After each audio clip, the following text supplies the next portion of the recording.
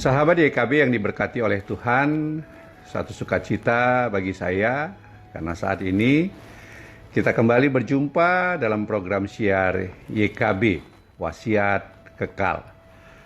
Satu program renungan firman Tuhan yang memandu kehidupan saya dan saudara. Saya Pendeta Ronaldo Gugo Simatupang, tenaga utusan Gereja GKI yang saat ini melayani di Jemaat Gereja Pok Immanuel, Kota Bontang, Kalimantan Timur, sebagai tenaga utusan gerejawi. Sahabat YKB, renungan kita hari ini, Kamis 26 Desember 2024, mengusung tema menolak kebenaran. Sebelumnya saya mengucapkan selamat Natal dan teruslah membagikan sukacita Natal di dalam kehidupan kita. Kristus lahir untuk kita dan untuk seluruh umat manusia, untuk menebus seluruh ciptaan Allah. Kiranya kuasa kasih Natal melingkupi kita semua. Sahabat YKB, bacaan hari ini yang menjadi dasar renungan kita didasarkan pada teks yang terdapat di dalam Kisah Para Rasul 6 ayat yang pertama hingga ayat yang ke-7 dan Kisah Para Rasul 7 ayat 51 hingga ayat 60. Dan teks yang akan menjadi pusat renungan kita adalah Kisah Para Rasul 7 ayat 54. Sahabat YKB, sebelum kita bersama membaca dan merenungkan firman Tuhan, mari terlebih dahulu kita bersatu hati, kita berdoa, memohon penyertaan dan pimpinan Roh Kudus Tuhan, agar saya dan saudara diperlengkapi dan dilayakkan untuk menerima firman Allah dan dimampukan untuk menjadi saksi Kristus dan pelaku firman. Mari kita berdoa. Bapa Surgawi, kami mengucap syukur untuk kasih setiamu di dalam kehidupan kami. Saat ini kami akan kembali menerima, membaca, dan merenungkan firman Tuhan. Kiranya Roh Kudus Tuhan menolong kami, mengajar kami, menuntun kami untuk memahami rancangan dan kehendak Tuhan melalui firman yang kami baca. Sehingga kehidupan kami dapat senantiasa diperlengkapi, kami diteguhkan di dalam iman, dan kami dimampukan terus menjadi saksi Kristus dan pelaku firman Tuhan. Sehingga seluruh dunia dan segenap ciptaan-Mu menerima pernyataan kasih-Mu melalui kesaksian hidup kami yang seturut dengan firman-Mu. Di dalam nama Tuhan Yesus kami berdoa. Amin. Sahabat YKB yang diberkati oleh Tuhan, mari kita baca dan perhatikan Kisah Para Rasul 7 ayat 54. Ketika anggota-anggota Mahkamah Agama itu mendengar semuanya itu, hati mereka sangat tertusuk. Mereka menyambutnya dengan gertak gigi. Sahabat YKB, kebenaran itu bersifat faktual karena bukan sekedar persepsi, pendapat, ataupun pikiran seseorang. Namun, hakikat kebenaran lebih daripada faktual. Karena kebenaran itu haruslah membebaskan.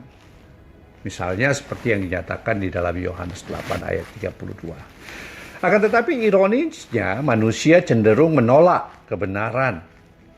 Karena ada orang-orang yang egois ingin tetap terbelenggu oleh pemikirannya sendiri. Artinya pembenaran dirinya sendiri. Para anggota Sanhedrin dalam konteks yang kita baca seharusnya mendedikasikan dirinya pada kebenaran yang dari Allah. Namun pada kenyataannya mereka lebih dikuasai oleh perasaan benci, tidak suka, sehingga menyalibkan Yesus. Dan saat Stefanus menyampaikan teguran kepada mereka, bagaimana mereka semestinya bertindak seperti nenek moyang Israel yang aniaya para nabi, hati mereka tertusuk. Mereka geram, mereka marah. Lebih daripada itu, mereka secara brutal menyeret Stefanus dan melemparinya dengan batu. Stefanus mati sebagai seorang martir. Martir yang mempertahankan kebenaran saat kebenaran dinyatakan kepada hati yang terbuka, tetapi orang-orang yang mendengar kesaksian Stefanus menolaknya. Padahal Stefanus akan membebaskan dan membarui mereka jika mereka membuka diri untuk menyadari apa yang Stefanus katakan. Sahabat YKB, seringkali ketidakbenaran menyelinap di dalam diri kita. Tetapi kita sering membiarkan dan merawatnya sehingga menjadi pembenaran, dan akibatnya saat kita diperhadapkan dengan kebenaran yang sesungguhnya, naluri pembenaran itu menjadi mekanisme pertahanan diri, self-defense. Dan kita mencari berbagai alasan pembenaran diri agar kita bisa menyingkirkan kebenaran yang sesungguhnya.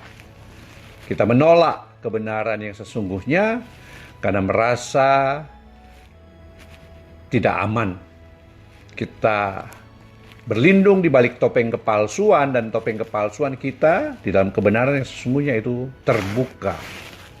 Dan tampaklah siapa kita yang sesungguhnya. Nah, sahabat YKB, kebenaran Kristus adalah kebenaran yang sesungguhnya. Kebenaran Kristus menyingkapkan semua kepalsuan, kemunafikan di dalam diri kita agar kita dapat sungguh hidup benar, sesungguhnya sesuai dengan rancangan dan kehendak Allah. Kiranya apa yang dinyatakan oleh Stefanus, kebenaran ilahi, kebenaran Allah, kesaksian sekalipun harus menjadi martir, dapat menjadi perenungan yang berharga bagi kita. Dan saya dan saudara hidup di dalam kebenaran Allah yang sesungguhnya, seturut dengan kebenaran Kristus, dalam teladan, di dalam kasih-Nya, dalam pengorbanannya, dan dalam kesediaannya mewujudkan rancangan dan kehendak Allah. Mari kita berdoa.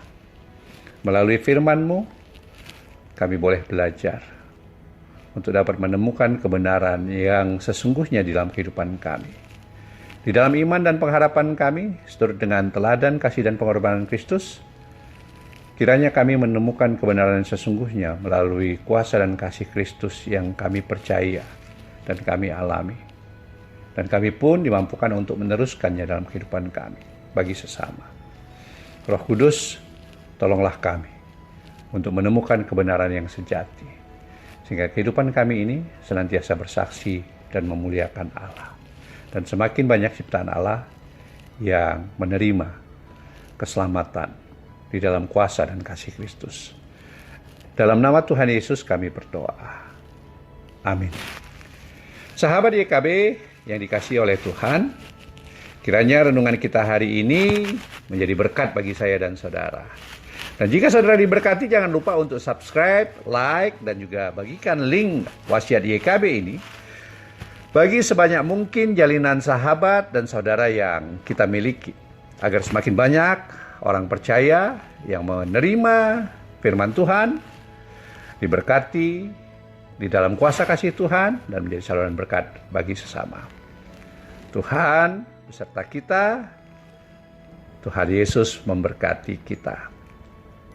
Salam.